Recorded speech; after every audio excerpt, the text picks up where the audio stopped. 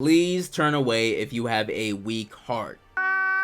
Queen Bee is the biggest fall from grace I have ever seen. I'll be honest, I was excited when I started the series. I was told it was like in the big three of manga, and I'm not gonna lie, it had its promise. It really did. But then I kept on reading. That was my first mistake. Queen Bee follows the story of Junpyo, a young man living with his parents in a small, humble apartment. The thing about Junpyo is that he has a special talent, a really special talent, and that is the talent of art. Ever since he was young, he followed his father's footsteps and used his talent to draw and paint excellent portraits and canvases. His father unfortunately gave up his dream of being an artist. I wonder why, leaving him a disheveled shell of a man he once was. This makes Junpyo's mother the main provider of the family, but at the end of the day, she is just one woman who gave up her life to live humbly with the artist she fell in love with. With all that gone, the family seems lost, and the one who gives them the direction in this story is the landlord, who lives at the top of the apartment complex and right above the family. He is, in simpler terms, a slave driver. With his wealth, he sees everyone as peasants and uses them at his beck and call. The worst part of it is that this man is a sex-crazed maniac. He cannot keep it in his pants and wants the whole world to know it. In fact, the first scene that we get in this story is him laying it down on a blonde prostitute. This all happens with Junpyo listening in. Gives the kid even more curiosity of the adult world. It just so happens that the landlord's daughter, Yu Dali, is Junpyo's childhood friend ever since he moved in. They've been through thick and thin, and it seems as if Junpyo is the only person who can actually understand her, which quickly gives her an infatuation with Junpyo. But this isn't a high school love story like you usually see. Since Dali was raised the way she was by her father, she can't help but have the feeling that Pyo is still beneath her, like everyone else, even if she's in love with him. So she would often use him for her benefit, and toss him aside if it was inconvenient for her at a societal level. Now, Pyo is a sweetheart of a guy who would never hurt a fly, but like I said, this story is not for the faint of heart. There just becomes too many moments where Dali and her father push Pyo to the edge, until a certain moment sends him right over. This is many people's breaking point for the series, and typically that's where they drop it. I myself haven't been keeping up to date, simply because everything that happens afterwards comes back to that very moment, and I get sick of it. Ever since then, Pyo has set his sights on full-blown revenge, doing whatever it takes to rob the landlord of everything he holds dear,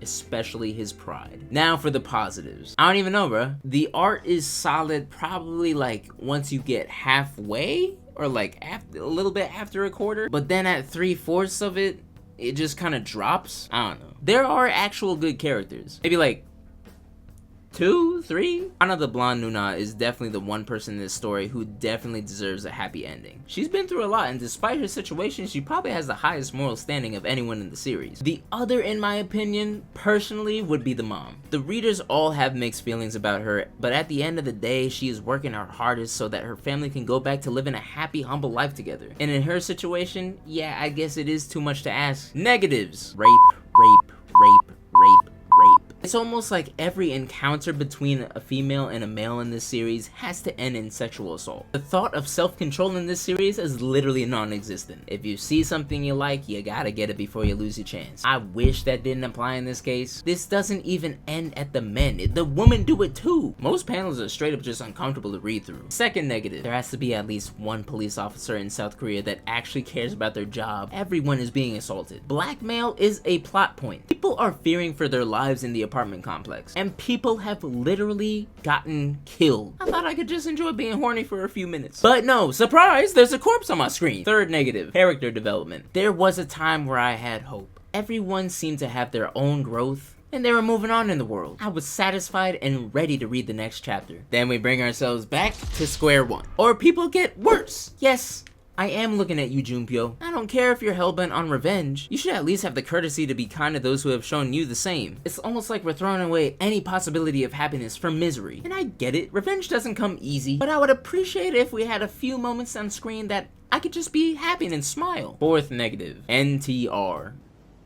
What? You've been waiting for this one, haven't you? The one tag that turns everyone away. It is very prevalent in the story. I will not say what happens exactly, but let's just say some people get some front row seats. The last negative, which I'm surprised is the last, but it's the landlord. I don't even want to say, to be honest. I would say find out for yourself, but I'd rather you not. Let's just say he's the reason why all the negatives exist. There's a lot more I could talk about, but as usual, I don't want to spoil y'all if you're thinking about reading this. Queen Bee gets a whopping 4 out of 10 for me. It's the biggest piece of dog shit.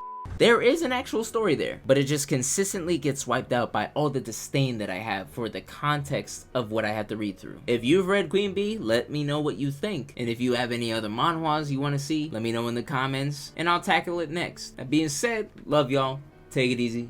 Peace.